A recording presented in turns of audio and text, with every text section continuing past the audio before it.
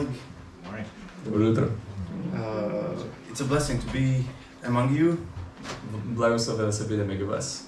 We have come to visit our brother Igor Додевме тука да го посетиме нашиот брат Игор, and to be part of some things that will happen next week. да сме дел од некои работи кои ќе се случуваат наредната недела. But it's not less privilege to be among you this morning. Но во никој случај не е помала привилегија да се биде помеѓу вас во утро. What a blessing to worship together and just enjoy the presence of the Lord. Вистински благослов е да се биде со вас, да се ужива присуството Божје. And some of you already met us before the service. We have come, myself, my wife, Anda. My name is Andis. Да, со некои од вас зборувавме пред службата, значи дојдовме тука јас со мојата жена Андис. Yeah, Andis and Anda, so we have Андис и similar Анда, names. слични имиња. But we bring greetings from Riga, from Latvia. Ви носиме поздрави од Рига, Латвија. And our church, they send their love to you. И нашата црква ви испраќа љубов. And I believe it's also from the whole church in Latvia to Church of Macedonia. Да, и верувам дека целата црква во Латвија кон целата црква во Македонија. Igor asked me to share a few things about maybe about church, how we are doing in Latvia, the country. Игор ме замоли да споделам некои работи со вас, како ни оди во црквата во Латвија, како и Латвија како држава. And we live in a day and age when similar things actually happening around the world. Живееме во едно доба каде што слични работи се случуваат насекаде низ светот. It used to be a far corner where nobody knows what's happening there, but now because of internet we can actually, be almost immediately knowing what's happening. Да. Порано бевме некое забутано место каде што никој не знаеше што се случува, но сега заради интернетот сите знаат што се случува. And there are many good things happening, but at the same time there are many fights and struggles and similar to what you brothers and sisters experience probably also here. Да, има многу добри нешта што се случуваат, но исто така има многу борби и лоши нешта што се случуваат, можеби слични работи со кои ние се соочуваме тука.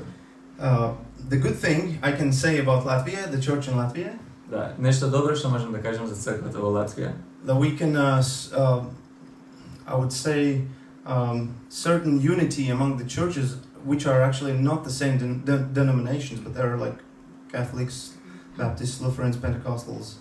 Значи има некое единство помеѓу цркви од различни деноминации како католици, пентекосталци и други деноминации. And it's a wonderful thing because we can oftentimes we can actually do things together, but of course it's to a certain point. We need to pray, Lord, help us to get rid of the barriers which are not biblical. Да, и да, можеме заедно да правиме некои убави работи, но до одредена граница и треба да се молиме за Бог да ги сруши тие бариери, тие граници помеѓу деноминациите.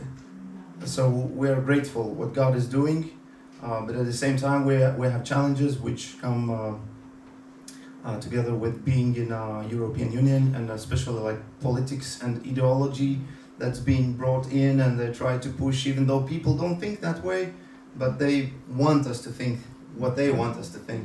Значи ние сме многу благодарни за Бог тоа што го работи, но исто така се соочуваме со многу предизвици, особено тоа дека сме во Европска унија, па има политички проблеми и ни се ставаат некои начини на размислување, ни се наметнуваат. But there is one line encouragement that my wife and we want to give to your church. Но имам една реченица за охрабрување која јас и мојата жена сакаме да ја споделиме со вас. And it comes from first letter to Timothy of Paul, Apostle Paul. Од првото писмо кон Тимотеј од страна на апостол Павле. And in chapter 6, Apostle Paul says to Timothy, he says, fight the good fight of faith. Во 6-та глава Павле му пишува на Тимотеј како да кажеш? Бори се за добрата борба. Добрата борба на верата. Да, бори добрата борба. На вера. Faith, vera, that's right. I don't want to translate Bible verses by myself. Yeah. So this one line, and just two accents I wanted, two emphasis I would like to say. Значи, две работи кои сакам да забележиме тука во овој стих. And Apostle Paul says, fight the good fight. Апостол Павле кажува борете се за добрата борба. Воде добрата битка, така беше. Good fight of faith. It means there is a fight which is good. Да, значи има борба, но таа борба е добра. Amen. And this morning it might apply maybe to your personal life, maybe it may apply to your country or fight of your church for the values set by the Lord. И ова утро тоа може да се однесува на вашиот живот лично или може да се однесува на вашата црква. But there's a fight that is good and worthy and valuable. Но има битка која е добра, која вреди, која вреди да се води. And the second thing is a good fight of faith. So it means there are things that we don't see with our eyes. Yeah. Има вера, значи има работи кои не ги гледаме со нашите очи. And you remember letter Hebrews says about faith, which is, things not seen, we can't touch them, we can't see them. Да, ако се сеќаваме од писмото кое било испратено кон евреите, значи има работи кои ние не можеме да ги видиме. And but there is something that the Lord He knows it's normal, we don't see them, but at the same time they're reachable. Но има работи од Бога кои не може да ги видиме, но сепак тие се досежливи. So the encouragement is that the Lord has actually given us everything that we need to conquer and to finish this fight well. Значи охрабрувањето е во тоа дека Бог ни дава се што ни треба за да излеземе победници во таа битка. So whatever the challenge, maybe it might be frightening to your eyes, like you see, like it's impossible to cross this, I don't know, this schism or whatever challenge, or other religions maybe trying to get us. Може би предизвикот ни изгледа невозможен, застрашувачки, се прашуваме како може да ја преминеме оваа препрека. But the Lord reminds us, just keep fighting the good fight of faith. Just keep. Едноставно Бог не потсеќа, водете ја добрата битка. So, and this is, we believe the word of God is the word of God, It's not just some words. Веруваме дека Божјиот збор е Божји збор, не само напразни зборови. So that means that the Lord stands behind it. So веруваме дека Бог е зад тие зборови. So dear brothers and sisters, be encouraged and keep fighting the good fight of faith. Бидете охрабрени и продолжите да ја водите таа борба на вера. And the Lord will take care of the results. И Бог ќе се погрижи за резултатите. So thank you again for allowing us to be among you. Ви благодариме што ни дозволувате да сме меѓу вас. Praise the Lord. Слава на Бог.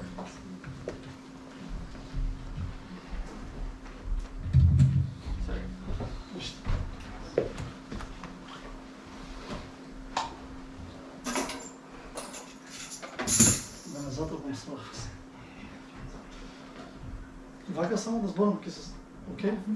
Да. Интересно, например, со Андес не се договаравме, ниту го прашав што ќе каже, само да каже за Латвија нешто и јас се мислев за слово што Бог би сакал да го споделам ова утро и што би било полезно за вас, не само да дојдам, да ве воодушевам, бидејќи сум прв пат овде со најдоброто од мене што го имам, или некоја најака проповед, знаете, некојаш ќе ве викнат некој нешто да направите некоја точка, талент шоу и ти сакаш да го бидеш најдоброто, за да се покажеш дека си добар, за да те викнат после пак можеби или можеби нема, со надеж дека можеби.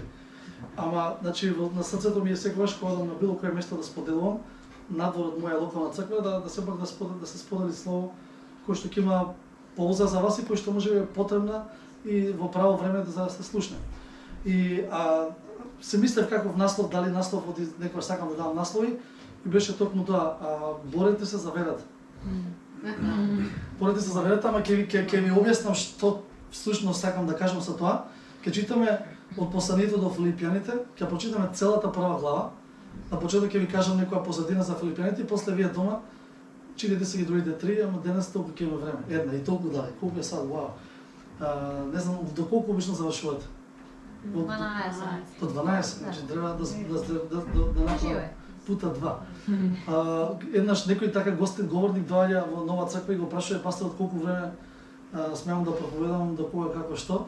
И пасторот му рекува, века, ти до кога сакаш проповеда слободно, века, ама ние од 12 ги свелиме. Така што во 12 саат, ако сакате, одете си, ако сакате, ако ви нешто добричко на душата што викаат македонците, почекайте уште малце. Ќе се помолам, па ќе продолжам, може? Фала ти, Господи, уште еднаш за овој Твој дом, фала ти за Твоето присуство меѓу нас. Фала ти што имаме можност да го славиме Твоето име, фала ти што можеме да се поучуваме преку Твоето слово. И сега навистина нека не биде од полза за охрабрување, за поучување Твоето слово и помогни ми да го пренесам на начин на кој што е добар и свет и праведен и само помогни да кажам овде што се од Тебе, не ништо од мене човечко или мои работи. Фала ти уште еднаш и поставам го Твоето име. Амин. Кратко, може би за тие што не познаваат, а веројатно повеќето од вас може би не. Јас сум Игор, потекло сум од Велес. Моментално јас сакам да кажам мисионер во Скопје. Ако е мисионер човек што оди од една култура во друга да служи, или од еден народ на друг, или од едно место на друго, во некоја по-голема смисла на зборот мисионер, или мисионерство, или мисија, за мене од Велес во Скопје ми го доживувам како мисионерство. Иако сум живеел во Скопје средина на 90-ти и почеток на 2000-та, сепак после лево десно натаму намо сум живеел, генерално во Велес најмногу, и живот во Велес и живот во Скопје е друг. Значи Скопјани се окей, ама Велешани се мислам тоа е тоа. Значи знаете, да не ми набројувам кои луѓе сте испаднале од Велес и мислам па ќе кажам, знаете се до тоа. Но да, моментално служам во гласност, еден од пасторите од црквата сум таму. Служам со СЕАМ, студентската служба и помалку служиме со служба кон семејства кои што имаат членови или лица со посебни потреби. Така што всушност после служба одма заминуваме во Стругај, имаме камп за 10 семејства кои што имаат дечиња со посебни потреби. Така што служиме таму што Бог ни отворил можност да служиме и кај што не повикал да служиме и така. И оженет сум, секако што викаат тоа финта, секој што една жена, ќе кажеме не со 5, оженет сум со една жена, имам 2 деца и помали дечиња, 2 и 4 години и ето моментално живееме во Скопје во Влаја. Ето отприлика толку за мене.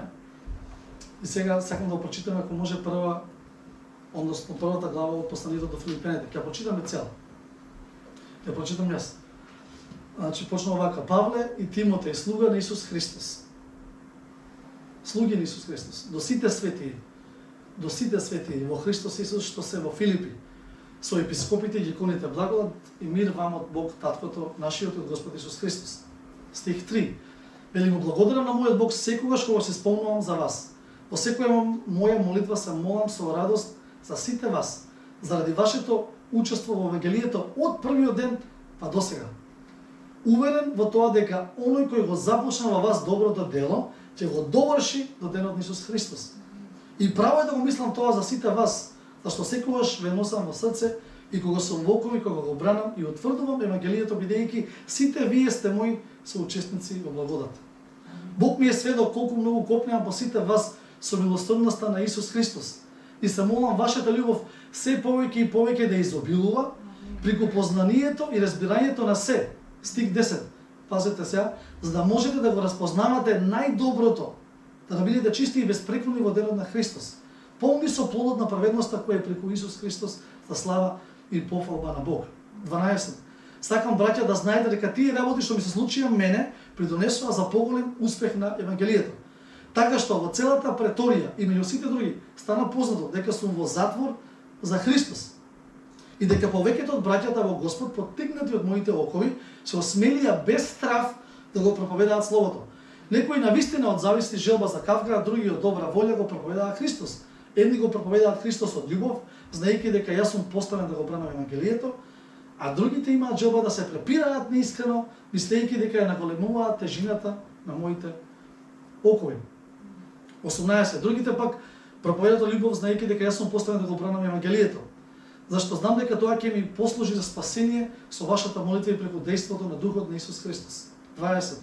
Како што очекував со нетрпение и се надевам дека во ништо нема да се посрамам, но за сета моја храброст, како секогаш, така и сега, ќе се возвеличи Христос во моето тело, било со живот или смрт. Или вака, за мене да се живее значи Христос, да се умри значи придобивка. Ако пак живењето во моето тело ми предонесува плод на делото, тогаш што да одборам не знам. Измачувам се и од едното и од другото. Сакам да заминам да бидам со Христос, бидејќи тоа е многу подобро, по заграда за мене, но да останам во телото е повеќе потребно за вас. Уверен сум во тоа, дека ќе останам и ќе пребивам со сите вас ваш напредок и радост на верата. Та пофалбата ваша во Христос да се умножува преку мене кога повторно ќе дојдам. 27. Живејте достојно за Христовото евангелие. Та ако дојдам и ве видам или пак во отсуство слушнам за вас, дека стоите во еден дух, борејќи се еднодушно за верата на евангелието. И во ништо не се плашите од продавниците, и тоа е знак за нивна погибел и за ваше спасение, а тоа е од Бога. Зашто вам ви се даде дар поради Христос, не само да верувате во Него, туку и да страдате за Него. Борејќи се со истата борба, како што видовте во мене и сега слушате за мене. Многу стихови за едно читање што се вели на служба, но мислам дека понекогаш е добро да читаме цел текст.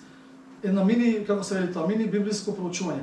Ќе ви дам мала позадина на Филипјаните, на прва глава, и ќе одиме некои важни поенти што мислам дека се од ова погледа, и во 12 ќе гледам да завршим да сведеме дома. Оти некои луѓе почнат да веќе да силат.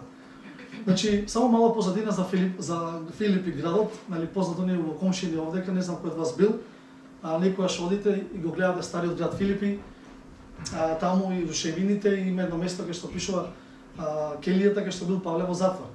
И се сликаат христијани многу, и јас велам, не знам дали сигурно баш таму била келијата на Павле, ама ако е добро за туристичка атракција и за профит, нека кажуваат. Меѓутоа, поентата ми е дека Филипи е близо.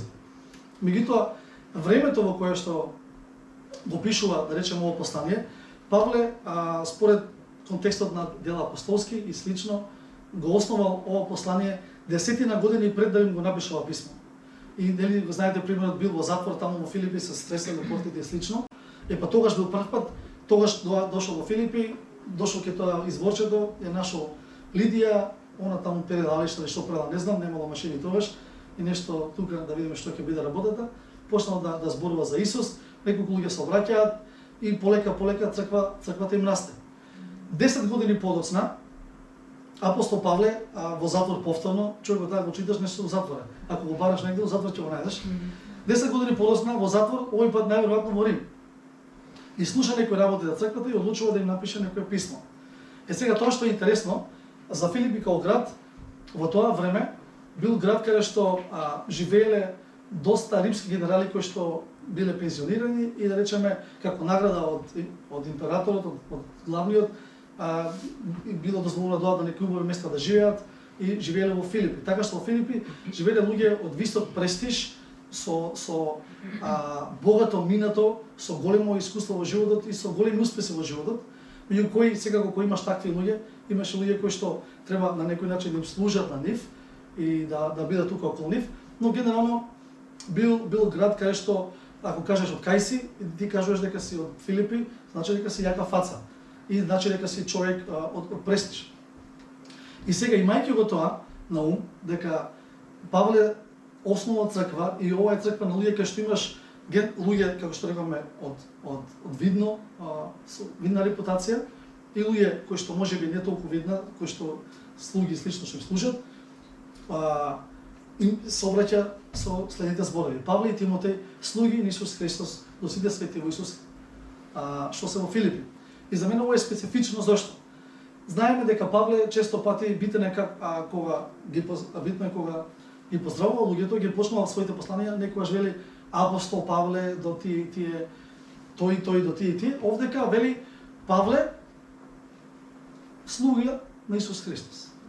Значи знам дека меѓу вас, не меѓу вас таму ке нив, има луѓе што сте јаки фаци, војници, сте освоиле битки големи, луѓе од видна репутација, ама овде сте, да ви кажам, слуги на Исус Христос. Значи во Исус Христос земјата е рамна и не е битно сега во црквата кој и што е, туку сите ние сме слуги. Ако јас апостол Павле, кој што сум јака фаца во христијанскиот свет, можам да кажам за себе дека сум, како се вели тоа, слуга, тогаш и вие јаки фаци што имате јаки достигнувања во животот и мислите дека сте не знам кои фаци, можете слободно да мислите за вас на ист начин. Понатаму во втора глава, вели која дава пример, Господ вели за Исус, познатите стихови кои што иако беше на небото во сета своја слава, вели дојде и се понизи како слуга, дури до смрт да служи на нас.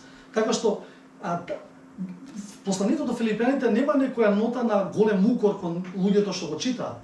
Меѓутоа има нота, ако го читате повеќе пати, кога што го прочитав во последните за неколку месеци еден куп пати повторно, значи има она благ звук кај што Павле вели, оке, вие сте окей, луѓе сте, 10 години сте, црквата постои 10 години, силите ви е напред, супер е тоа, меѓутоа има некои мали облашчиња во вашите животи, области некои лево десно, кои што можеби треба да се адресираат, можеби треба да се повторат бидејќи зборот не ми е криво, не ми е мене проблем да ви повторам уште еднаш, се повлекува неколку пати се повторува овде.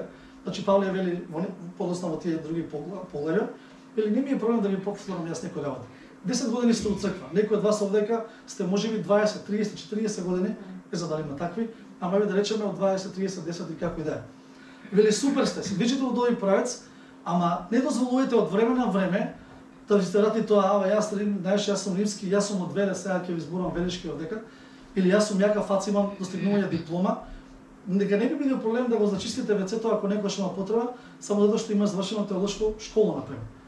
Како некој може би меѓу вас. Така што Павле на почетокот сака тоа да го тргне на страна. Значи, дечки, овде сме слуги. Заборавете тоа фаци, фраери, кој е појак, ќе се направуваме. Подоа вели, до сите свети. Ова вика Павле, го пишувам од затвор до сите свети. Ова е до епископите, до диконите, нали тогаш го носат, па го читаат пред сите. Ама вели, ова е слово наменето за сите овде.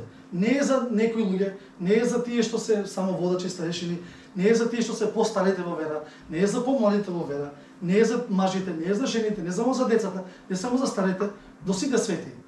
До тебе и до мене. Значи го читам, вели овие зборови со сите. Нели некогаш одиме ние на црква, слушаме некоја проповед и само сеќаме и се надам дека тој позади мене го слуша баш ова, сестрата ваа треба да го чуе ваа, баш за неа ваа. И секое слово го слушаме кој за вој, за тој, за лево, за десно. Ама Павле веќе ова е за сите. Ова е за тебе, ова е за мене. Не гледај лево, не гледај десно, не му глав да размислуваш и за тоа и за овој. Прочитате го ова добро, бидејќи фактички за вас. И битната работа ви кажав дека за црквата е 10 години.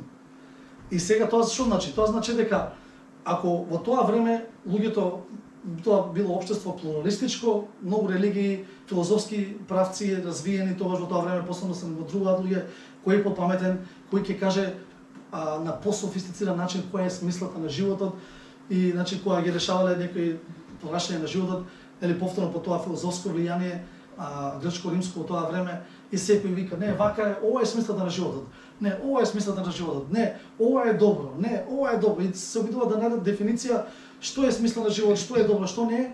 И сега најднаш го слушате Евангелието и они имаат еден светоглед, еден начин на гледање на нештата и фактички треба да почнат да имаат друг светоглед, бидејќи во овде читајќи некои историски исто списи, можеме да заклучиме дека во времето во Филипи немало многу голема еврејска заедница, така што биле луѓе со не толку со еврејско минето, да кажам, и биле со грци, римјани и други некои народи, кои што биле таму сега кои евреи, ама не биле доминантно присутни таму.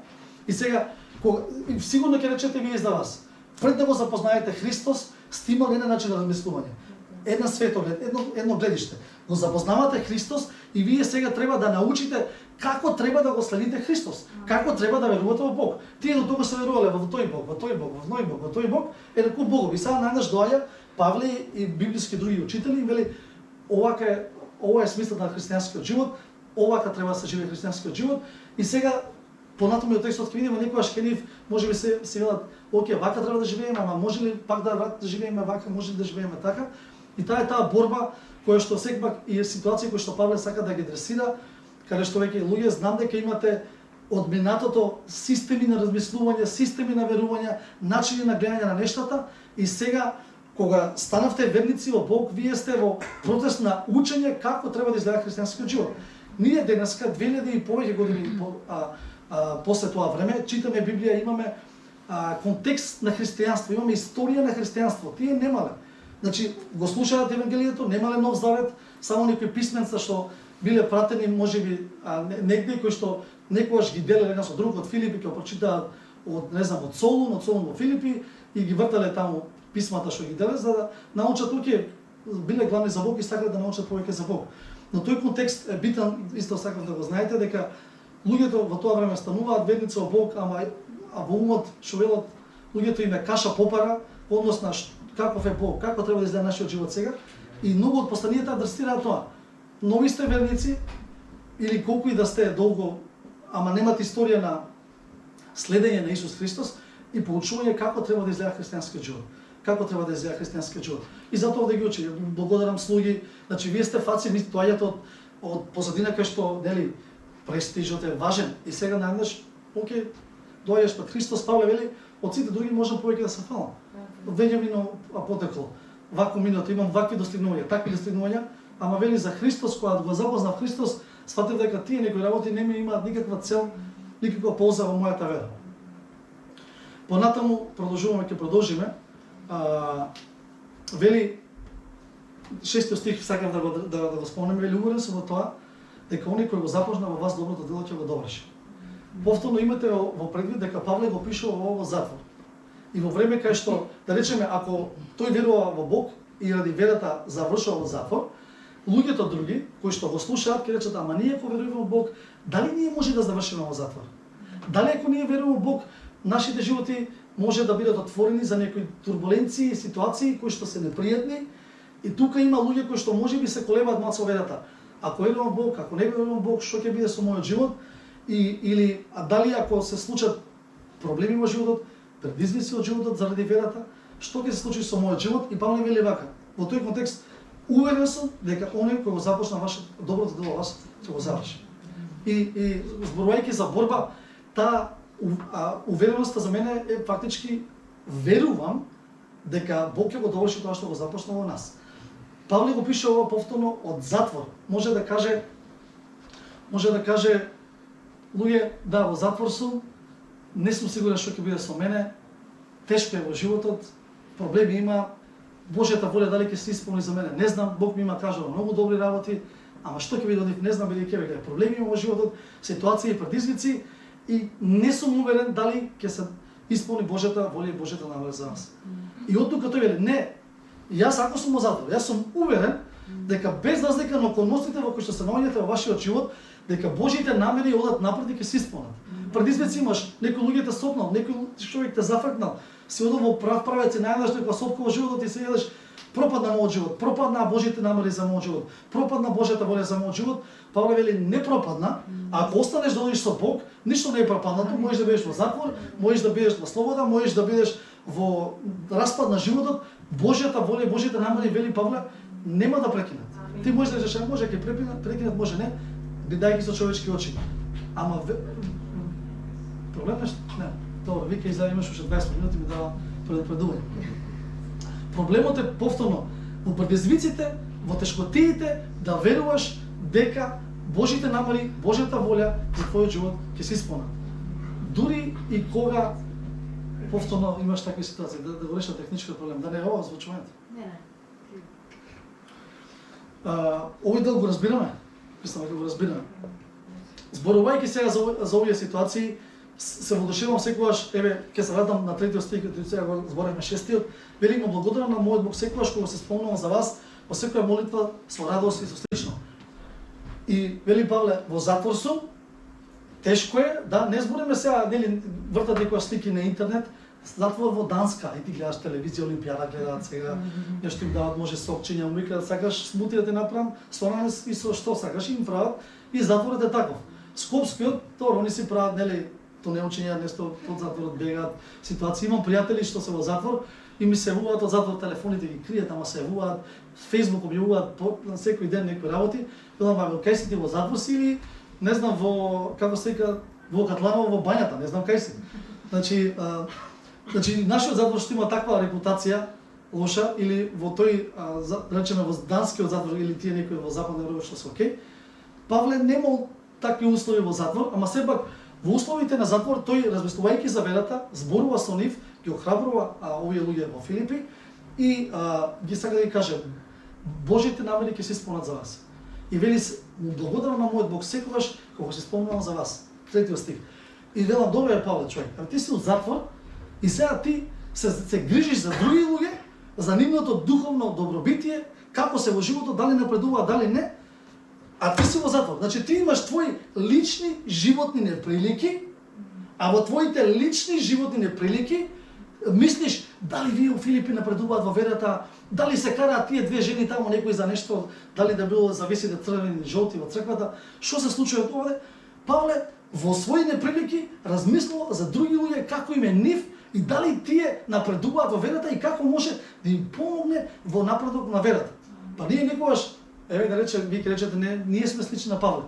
Супер за вас. Значи јас знам за мене некогаш, кога мене ми е некогаш тешко, и речам друже извини, оди најде некој друг таму, остави мене, не ми е добро, најде некој друг што му е подобро. Најде некој друг што е во подобра духовна состојба од мене. Најде некој друг што во животот може да оди моментално подобро од мене. Сега мене ми е малку тешко во животот и затоа ќе се повлечам, ќе се фокусирам на самиот себе, а најдете некои други таму што подобро во животот, па они нека ви помага. Велам Павле, навистина си јак човек. Ќе речете некој од вас, па добро, тоа е Павле, свети Павле, има цркви, Павле, светец е прогласен. Јас сум обичен човек, можеби нема никогаш да бидам како Павле. Но дали е тоа поентата на Павле дури во што го пишува? Вели следете ме мене како што ја го следам Христос. Со други зборови, вели овој живот што ја го живеам, возможен е и вие да го живеете. Значи ова не е живот, повик за живот, разговарав со некои луѓе пред некој ден, дали некогаш некои проповедници ги бараат, им зборуваат проповеди на луѓето и поставуваат стандарди кои што можеби не може да се исполнат. Може ли човек во неволја да го слави Бог? Може ли човек во неволја да се грижи за други луѓе? Може ли човек кога во лична духовна суша поминува да направи нешто добро за некој друг? Или треба да чекаме идеални услови во нашиот живот за да не помагаме на другите? Ке речеме некој има некоја потреба нешто, може да помогнеш брат, чекај, не ми е добро, јави ми се у април 2026. Ако ми е подобро, ќе ти помогнам. Или ке речеме некој чекај се финансиски нешто ми е намалија платата, чекај 3 месеци ќе направам пауза од црквата да дам, да ми се средат финансиите, после ќе помогна да дам. Некој ќе рече ајде нешто да помогнеш, чекај малце брат, не знам да се средат нештото.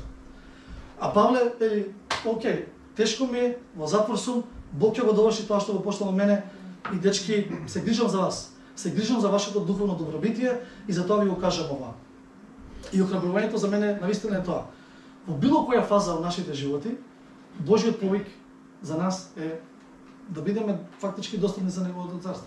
Познавам луѓе кои што ми зборувале, ќе чекам јас некој ден таму далеку кога ќе служам повеќе на Бог, некој ден таму далеку кога ќе давам повеќе за Бог, некој ден таму далеку кога ќе правам нешто за Бог и тој ден никогаш не доаѓа. Условите мои да се сменат во животот. Не знам кои услови да ми се сменат во животот. Сабале може ќе се што викаат нашите треба да проповедам, ќе се спокарам со жена ми пред да доам на проповед, што да речам дечки, чекај да малце животот со жена ми дома со деца кои да ги облече чорапите ја или она и на крај боси ги пратиме во црква, ај некој друг нека проповеда, денес не ми е добро. Или некои други. И луѓето им си нарешуваат односите и да речеме нивни и било што ти чекаат некои идеални услови, чекаат нешто што не знам што на што всушност чекаат. А поентата е повторно од примерот на Павле, тоа што го чекате можеби е тука. А ако Бог е тука, Светиот Дух е тука, Светиот Дух е во вас, значи потенцијалот да направите добро е во вас. И сега, не во 2028 година, тогаш ќе го направам тоа. Значи од затвор. Се сеќавам исто е во овој контекст Исус Христос.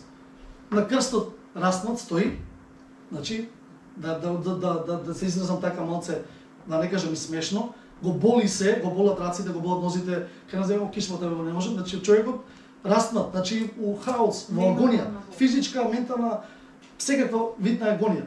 И вели што не вика кои работи Исус ги кажа дека беше на крстот. татко прости им не значи опрат, се моли за други. Уште денес ќе бидеш со мене во работ, носи луѓе во работ. Жена еве ти син, еве ти не знам ова. Работи тука, прави печест, работи рука на крстот, во болка, во тешкотија, помага на други луѓе во себе. И да рече дека вие си караат двајца и он ќе рече дечки ве гајате ме болат сега, чудите сега, чекате малце да се средат нешто да. Или рече чекај сега, Господе прости ме значи оправат дека повторно се застапува за нив. Не ми е тешко, чекај сега ќе се молам јас за други, мојот живот е хаос, сега ќе се молам за други. Па да. Кога ти е твојот живот во хаос, моли се повеќе за други него за твојот живот. Повторно, ако чекаш ти идеални услови во твојот живот, ајде чекај. Па кажи ми кога ќе дое, ја ќе оставам број тука, а некој ќе има запишено, јавете се да знам кога ќе дое тоа. Идеални услови. Нема идеални услови. За да му служиме на Бог, нема идеални услови. Му служиме на Бог кога ќе се отвори врата да му служиме на Бог. И Павле го прави тоа од затвор. Се грижи и што мене нешто што многу се воодушевам од животот на Павле, човекот на вистина ние го доживуваме така многу. Павле горе возвишено, го читаме списите, му ги гледаме грчките зборови, што значи ова, што значи тој збор, контексти, историја, географија, археологија, се. А човекот си сеел таму нешто во затвор, не му било него досадно во затворот, леле што ќе направам едно писмо да напишам, на кој на Филипијаните нема напишано давна, што прави тебе, добри сте нешто, не ќе биде се. Значи не беше тоа досадно напишано писмо, туку вика јас сакам овие луѓе да ги доближам поблису до Бог и во нивната вера сакам да растат повеќе во Бог и кога ќе се соочат со предизвиците во живот, сакам да одат поблису во Бог и кога ќе се обескрива во нивната вера, ќе речат во затвори, прогонства, неволи и окови, и кога ќе речат да се повлечеме, да не се повлечеме, да одиме напред, да не одиме во верата, сакам да ги охранам да одат напред во верата, значи се залага за другите луѓе да одат поблиску до Бог. Значи неговиот живот фактички го дава на располагање за тоа другите луѓе да можат и да сакаат да се доближуваат повеќе до Бог. Без разлика кој кога почна да оди во црква или колку време во црква. Подосна им збори ова, молејќи за нив, се мола вашата љубов, 9 стих, повторно се моли. Добро, ба, супер, што се молиш. Вашата љубов да изобилува преку познанието и разбирањето на се, за да можете да го разпознавате најдоброто, да бидете чисти и безпреколни во делот на Христос. Што е тука предизвикот според мене, читајќи го целото писмо, целиот контекст, само е во првата глава. Кога луѓето се наоѓаат во небрано, кога луѓето се под притисок, тогаш они кои да ги имаат идеали или принципи на живот или светоглед, имаат тенденција или некоја склоност да направат одлуки кои што не реално ја осликуваат тоа што може би вистински веруваат. И сега Павле вели, дечки, знам дека кога Бог е добар и се грижи секогаш за нас. И ти чекаш некоја работа ти се реши во животот, минат 2 недели, не ти е решена. Добар ли е Бог или не е добар? Чекаш 3 недели, добар ли е Бог или не е добар? Павле у затвор, уште 20 ги ставил у затвор. Леле у затвор, шо прават сега, нас ќе не стават или не. И дилемата што ќе биде со животот тешки предизвици, и сега ти треба да одлучиш дали ќе оставиш Бог, дали ќе оставиш Бог на начин на кој што Бог сака да биде следен, или ќе правиш компромис во верувањата, компромис во тоа што ти го гледаш за Бог. Ќе речеме да, Бог, да, ама знаеш, може да оследиме Бог, ама добро и да се обрежуваме, треба да оследиме Исус целосно, ама знаеш, Бог разбира ако го направам сега ова, да, Бог сака, знаеш, да чекам до брака, ама еве сега ние сме тука малце, ќе се видиме за кратко, па што ако легнеме заедно, и некои луѓе си рационализираат нешта и Павле вика, луѓе, одберете го најдоброто. Тоа најдоброто е Божјото. А вие сакате да одберете нешто што е не баш најдобро. Ама зошто? Кога сте под притисок. Кога сте под притисок, сте склони да донесете одлуки кои што не се најдобро. А Бог сака да го одберете најдоброто. Некој има кажано дека најголемиот непријател на најдоброто е доброто. За имаш ти добро и викаш ова е добро. Се задоволувам. Црквиче 15-20 души, 30, ова не 35 се собраме, супер сме. Некој проповедаш, пиеш, свириш, нешто правиш и си кажеш тоа е добро. И окей, добро е. Ама што ако Бог има нешто повеќе за тебе? Ама ти кажеш ти добре. Нешто бизнисот напредува, одиме добре, не тргна 5%, 10%, а што ако Бог сака, не знам, 15-20%.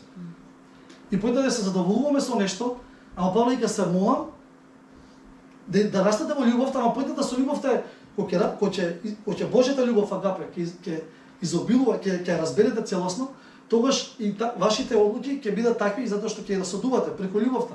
Не толку многу преку само разумот, туку преку љубовта ќе го правите тоа што е најдобро, не само тоа што ви изгледа дека е најдобро.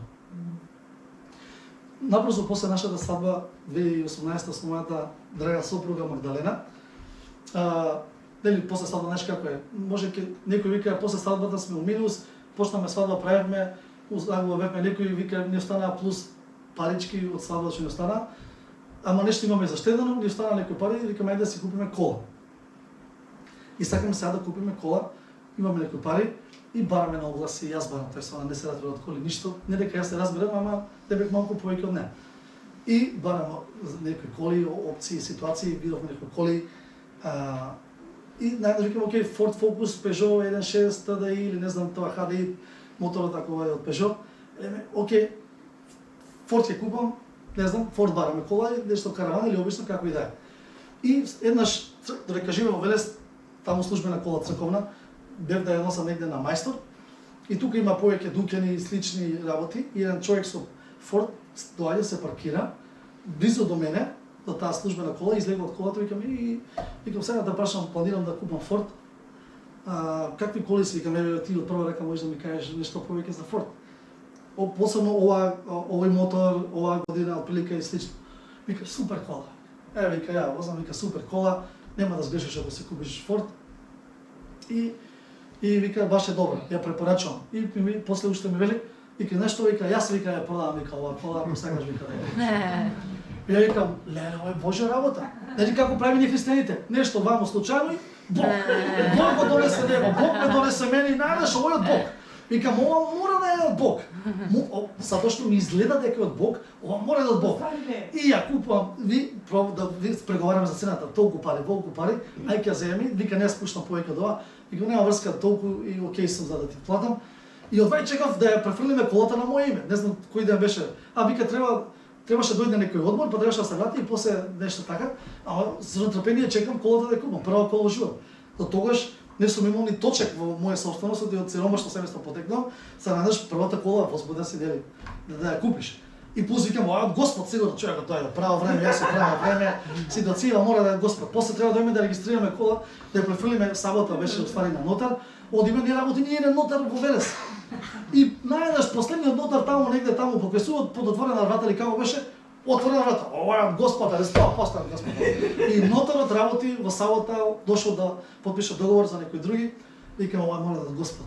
И тука ми давам пари во пликце, он ми го потпишуваме договорот, ја земам колата и сабота недела требаше да идем во Скопје нешто на служба и тргам во Скопје на служба и по пат кола нешто ми се расипа.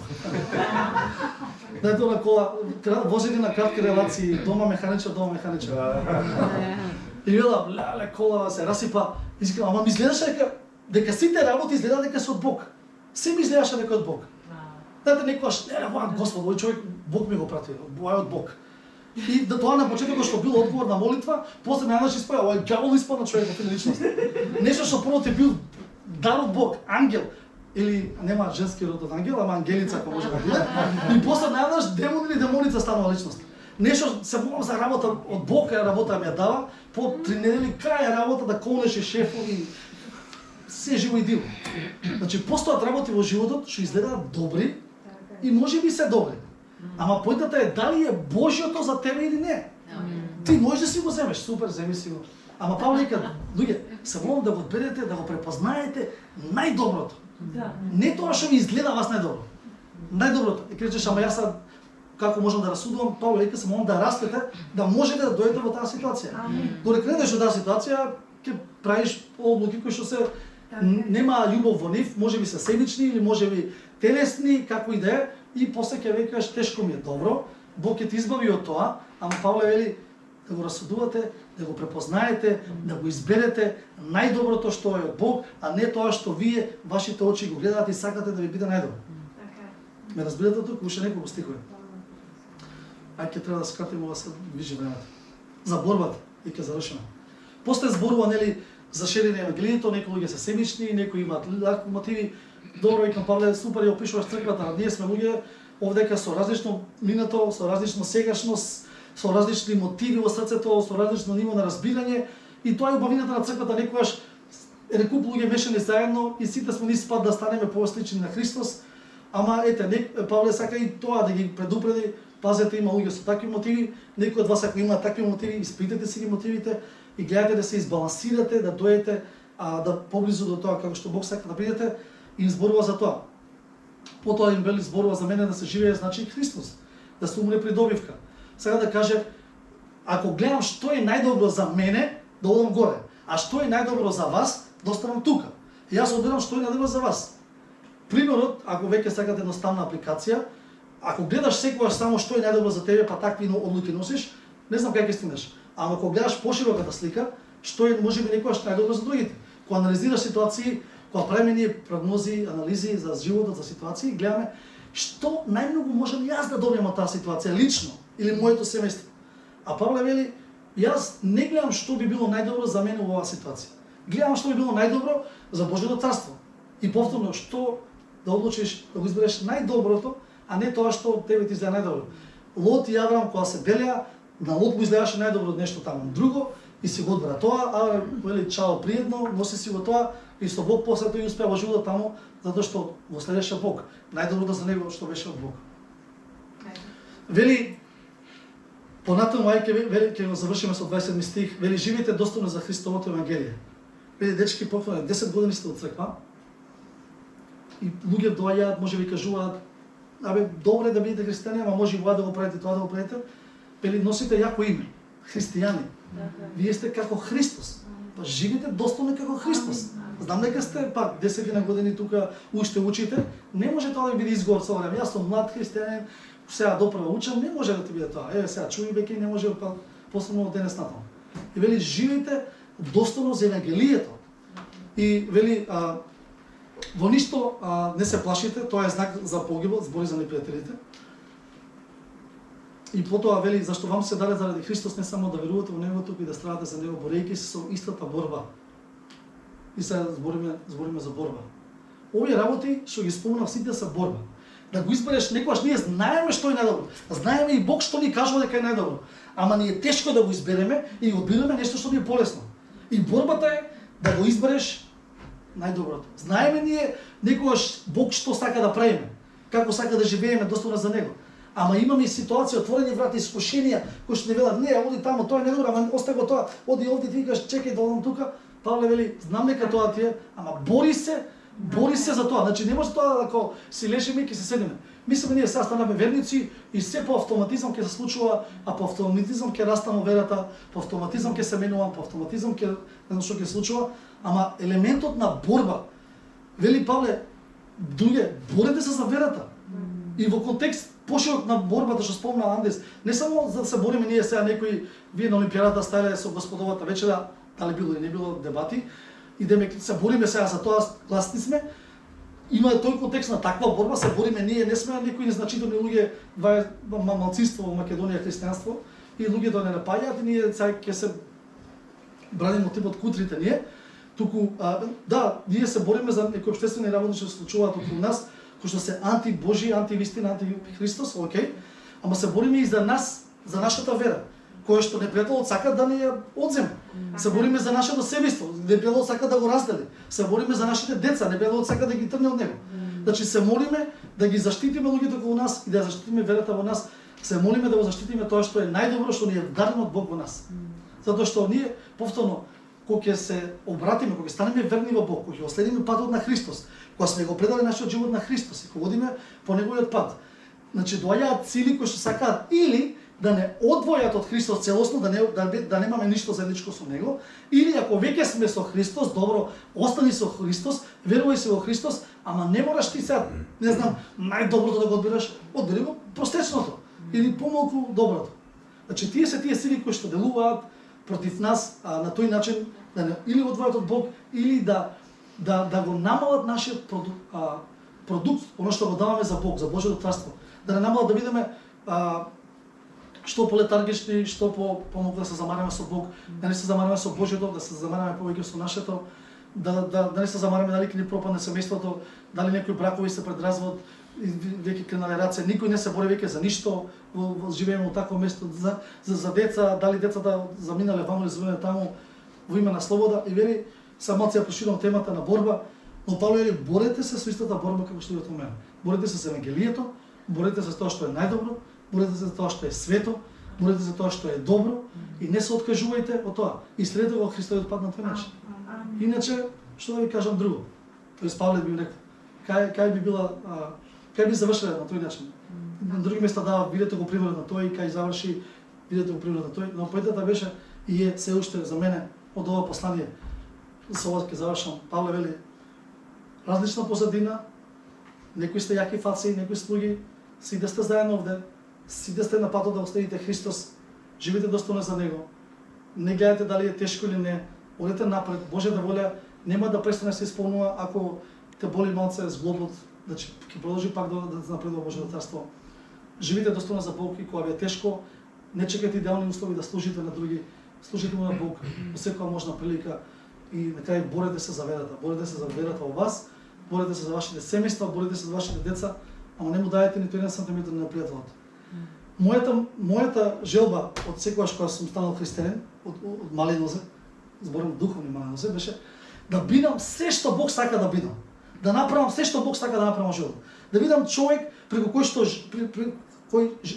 преку мојот живот други луѓе ќе бидат поттикнати и охрабрени да сакаат да го следат Бог уште поблизу. И речеме, ако сите ние имаме таква желба, сите ние имаме таква цел, мојот живот да биде живот преку кој што другите луѓе ќе се охрабруваат, ќе ме видат, ќе кажат, сакам како Павле, следете мене како што го следам Христос. Значи гледате се на мене. Растете на тој начин во верата и јас реков, Господи, сакам преку мојот живот други луѓе да се охрабруваат, кои што се можеби на пола дали да следат Бог или не, да бидат бутнати да го следат, тие што се на 80%, а може 100 да бидат бутнати на 100%. Меѓутоа и сега уште повеќе кога што имам дома дечиња две, повеќе од вас овдека сте можеби родители, значи тоа е повеќе од вас. Борете се за тоа, борете се за семејството, борете се за децата, борете се за верата. Има луѓе што, да не ви дам сега други примери да отворам нова проповед, меѓутоа лесно се откажуваат, не размислуваат за тие реперкусии и последици, носат одлуки што не се најдобри и после целото нивно семејство ги трпи нивните последици од нивните одлуки. Ама Божјата воля да одиме напред и да растеме во верата. И затоа и Павле вика, окей, од запор сум, ама ќе ми напишам на писменце, затоа што сакам да одите напред и да растете во верата. Фала многу што ме слушавте. Точно во 12 сата завршувам, специјално убрзав на крај за вас. Ќе се помолам за крај ако може и после не знам што е понатаму на план. Господе, фала ти за твојата вистина, фала ти за твоето слово. Фала ти за оваа црква, сега ги благословам во името на Исус Христос, сите што можеби малку клекнати, уморни во верата, можеби малце го спуштале гардот за некои области во нивниот живот и не се борат онака како што ти можеби сакаш да се борат. Ќе благословам сега да покренат гардот и да почнат борбата.